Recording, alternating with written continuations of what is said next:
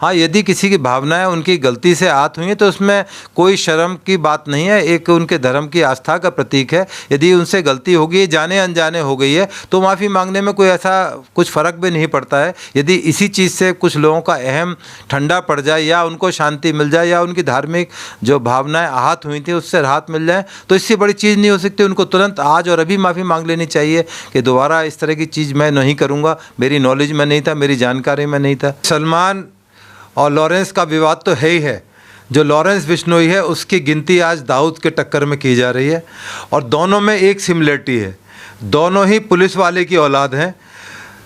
जो इनके पिता थे वो भी पुलिस में थे, लॉरेंस बिश्नोई के पंजाब पुलिस में, और दाऊद के पिता भी मुंबई पुलिस के अंदर थे। तो कुछ चीज़ें तो आदमी जन्म से सीखता है, रिवॉल्वर, गोली, डिसिप्लिन, कोर्ट, अदालत सीखता है। किसान का बच्चा होता है, सुबह उठते देखता है कि माता पिता खेत में काम कर रहे हैं, तो कुछ चीज़ें उसके अंदर से आ जाती हैं। इसी तरह जो कुछ चीज़ें थी इन्होंने इनहेरिट करी, बाकी इनकी जो महत्वाकांक्षाएं या जो इच्छाएं थी वो इतना आगे बढ़ गई कि वो आज इस दुनिया में पहुंच गए। इस दुनिया में जहां नाम है, जहां बहुत सारे लोग कहते हैं कि इसके अंदर पैसा है, बहुत सारे लोग कहते हैं कि इसके अंदर ख्याति है, ये तमाम चीज़ें हैं, परंतु बदनामी बहुत जुड़ी हुई है। इसको कोई इज्जत सम्मान से नहीं देखता। दाऊद के लिए यही कहा जाता है गैंगस्टर्स हैं, स्मगलर हैं, उनके हाथ खून से रंगे हुए हैं। इसी तरह लॉरेंस बिश्नोई जेलों के अंदर पड़े हुए हैं। तो ये सभ्य समाज के अंदर कोई बहुत अच्छा, कोई इज्जत का एक सूचकांक नहीं है।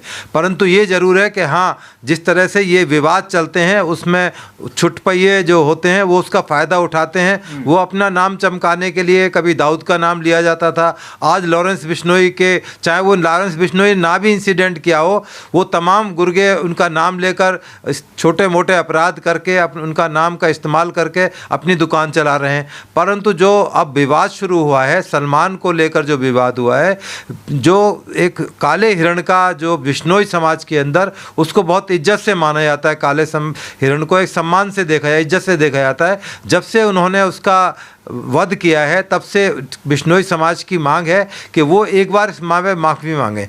हालांकि अदालत में विवाद बहुत लंबे टाइम तक चला और अदालत में समाप्त हो गया, परंतु बिश्नोई समाज आज भी है, जुड़ा हुआ है इससे और बहुत नाराज़ है कि क्यों वो आकर मंदिर में माफ़ी नहीं मांगते। ये विवाद अब इतना बढ़ गया है कि दूसरी गैंगस्टर्स के रूप में आ गया है। बिश्नोई के तमाम जो किंवदंतियाँ और कहानी और किससे जड़े जा रहे हैं, पूरे उसके गाने बनाए जा रहे हैं, फिल्में बनाने की तैयारी हो रही है, सीरियल बन रहे हैं बिश्नोई के बारे में। परंतु अंत बुरे का बुरा, अंत में आपने देखा कि किस तरह से अभी आपने देखा जाकिर नायक अपने देश में वापस आने के लिए गिड़गिड़ा रहे हैं, कोर्टों अदालतों के, सुप्रीम कोर्ट के चक्कर काट रहे हैं। बड़े बड़े बदमाश क्रिमिनल्स का अंत गोली से हुआ, चाहे फूलन देवी थी, किस तरह से उनकी दुर्दांत हत्या की गई, और बड़े बड़े क्रिमिनल्स से जिन्होंने थोड़े समय के लिए उनका, जिसको आप नाम कहते हैं, मैं कहता हूं बदनाम हुए, परंतु उनका अंत बुरा हुआ। दाऊद अपने देश में वापस नहीं आ सकते, वो अपने छिपे हुए हिंदुस्तान की जो पुलिस फोर्सेज हैं,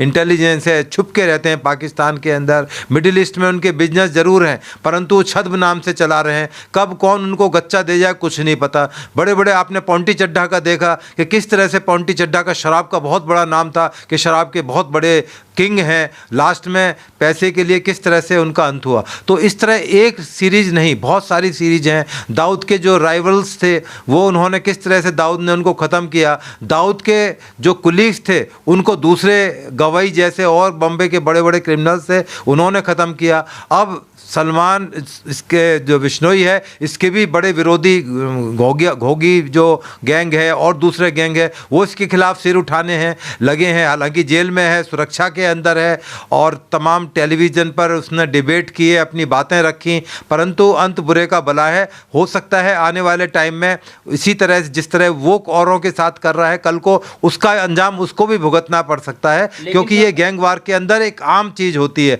पुलिस कस्टडी के अंदर कोर्ट में मारे जाते हैं। आपने देखा कोर्ट में, रोहिणी कोर्ट के अंदर शूट आउट हुआ, अपने राइवल्स को उन्होंने कोर्ट में चलती अदालत में मार दिया। तो ये थोड़ी देर के लिए ख्याति प्रख्याति है, बाद में सब खत्म हो जाना है। देखिए, सलमान खान ठीक है, बहुत बड़े बॉलीवुड माने जाते हैं, पर वो पीछे कुछ समय से कंट्रोवर्शियल भी हैं। उनके साथ बहुत सारी कंट्रोवर्सी जुड़ी हुई हैं, चाहे वो धर्म को लेकर जुड़ी हुई हैं, चाहे जो हिंदू हीरोइंस हैं उनको लेकर किस तरह से उनको रोल दिए जाते हैं, क्योंकि एक तरह से उनकी दादागिरी है। जो सलमान खान है, जिसको चाहते हैं फिल्म इंडस्ट्री के अंदर काम मिलता है, नहीं चाहते तो उसका कैरियर चौपट कर देते हैं। तो उनके बहुत सारे राइवल ग्रुप फिल्म इंडस्ट्री में भी है। तो जो बिश्नोई है वो इसका समझ लो फ़ायदा उठा रहा है, या काला हिरण विवाद तो एक मसला हो सकता है, परंतु अब जिस पराकाष्ठा पर ये जो गैंग चल पड़ा है और दिल्ली के अंदर जिस तरह से उसका नाम लेकर पीछे जो गैंगवार हुई हैं, उगाई हुई हैं, करोड़ों रुपए की उगाई हुई हैं, तो कहीं ना कहीं इसका अंत जरूर लिखा है। क्योंकि तमाम जो पुलिस फोर्सेज हैं, इंटेलिजेंस एजेंसीज हैं, तमाम अलर्ट पर हैं। उनका भाई चाहे यूएस में, कनाडा से ऑपरेट कर रहा है, उनके तमाम गुर्गे दूसरे कंट्रीज से ऑपरेट कर रहे हैं। आज नहीं तो कल उनका सबका अंत होना है। तो इसलिए थोड़ा इंतज़ार करें, देखें कि क्या घटनाक्रम होता है, कौन किस पर भारी पड़ता है, तो ये वक्त बताएगा। क्योंकि वक्त बहुत बड़ी चीज़ है और वक्त से डर कर रहना चाहिए। चाहे कितने बड़े बड़े दादा महाराजा आए और आकर चले गए, उनका नाम भी लेने वाला नहीं है। बहुत से लोग लॉरेंस बिश्नोई की तुलना भगत सिंह से कर रहे हैं। महाराष्ट्र की एक पार्टी है, वो कह रही है कि उनमें हमें भगत सिंह दिखता है। उन्होंने तो चिट्ठी भी लिख दी कि आइए हमारी पार्टी से चुनाव लड़िए।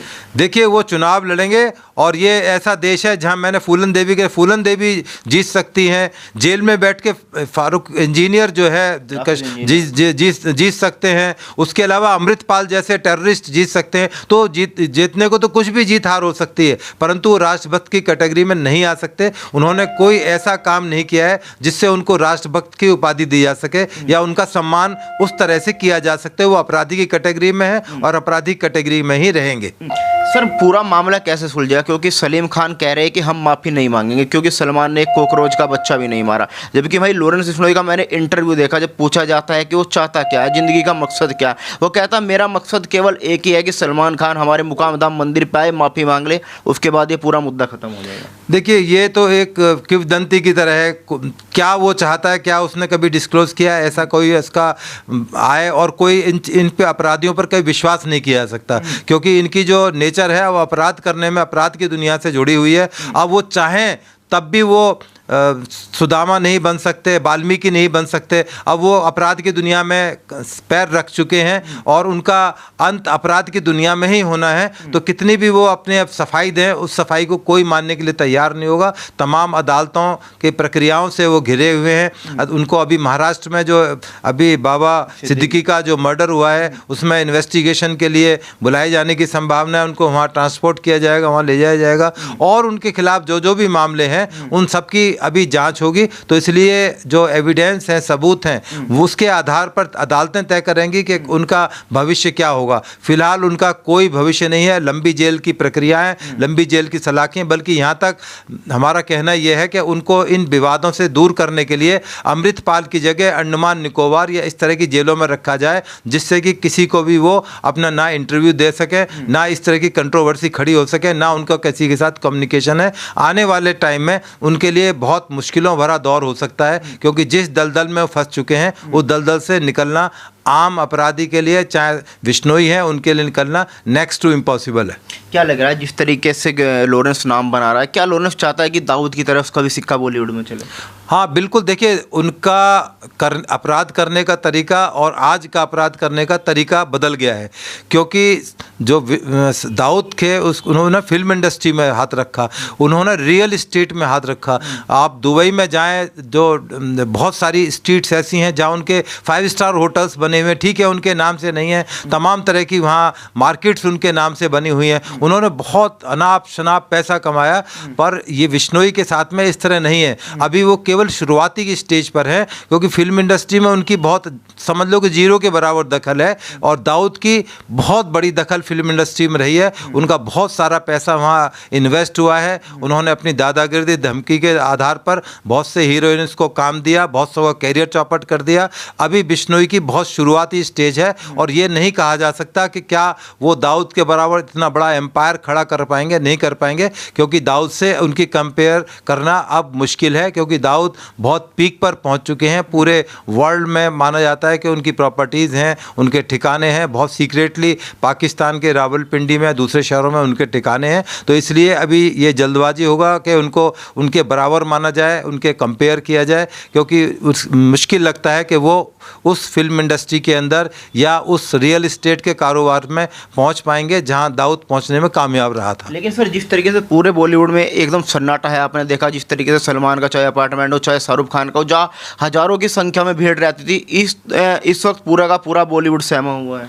हाँ बिल्कुल, क्योंकि उनकी धमकी इस तरह की है कि वो कभी भी शूट आउट कहीं हो सकता है, और हुए भी हैं इस तरह के शूट आउट। फिल्म इंडस्ट्री में भी हुए हैं, बड़े बिजनेसमैन के शूट आउट भी हुए हैं। तो मौत से हर एक इंसान को डर लगता है, तो सलमान भी उसी तरह डरे हुए हैं, क्योंकि उनको पता है कि उनका एक कदम उनको ज़िंदगी भर के लिए भारी पड़ सकता है। तो आने वाले समय में देखते हैं कि क्या उनका जो भय उससे निकल कर बाहर आ पाते हैं, या भय के सदमे साए के अंदर ही अब उनकी जो फिल्मी दुनिया है समाप्त हो जाएगी। हाँ, यदि किसी की भावनाएं उनकी गलती से आहत हुई हैं तो उसमें कोई शर्म की बात नहीं है, एक उनके धर्म की आस्था का प्रतीक है। यदि उनसे गलती होगी, जाने अनजाने हो गई है, तो माफ़ी मांगने में कोई ऐसा कुछ फ़र्क भी नहीं पड़ता है। यदि इसी चीज़ से कुछ लोगों का अहम ठंडा पड़ जाए, या उनको शांति मिल जाए, या उनकी धार्मिक जो भावनाएं आहत हुई थी उससे राहत मिल जाए, तो इससे बड़ी चीज़ नहीं हो सकती। उनको तुरंत आज और अभी माफ़ी मांग लेनी चाहिए कि दोबारा इस तरह की चीज़ मैं नहीं करूँगा, मेरी नॉलेज में नहीं था, मेरी जानकारी में नहीं था।